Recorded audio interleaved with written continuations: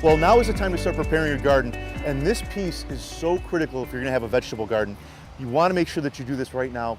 The difference is staggering between the results that you'll get when you amend your soil versus not. We've done several segments where we've amended half the garden and not amended half the garden, and literally 4 or 5 times the growth. So you wanna make sure that you really do this piece and do it well.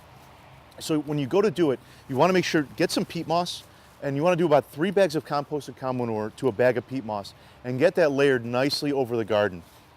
Once you do that, you wanna make sure you get some lime down. What lime does, it'll bring up the pH of the soil.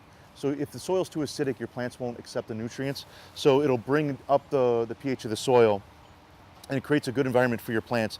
And then you wanna add in some garden tone, spread that out over the whole garden. So it just adds a nice nutrient base to the garden and to the soil.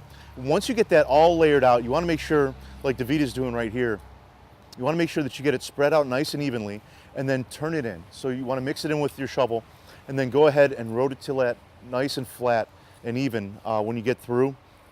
And then one of the best things to do, it makes life so easy, is get some weed barrier. And just take weed barrier and put it over the garden, and then you can hold it down with some anchoring pins. And what happens is it creates just a nice clean environment for your garden. It makes gardening such a pleasure. So just some quick, easy ways to get started in the garden. Once you get that done, great time to plant cold crops right now. You can do lettuce, broccoli, Brussels sprouts, a lot of your chards. So just a great time to go ahead and get in the garden.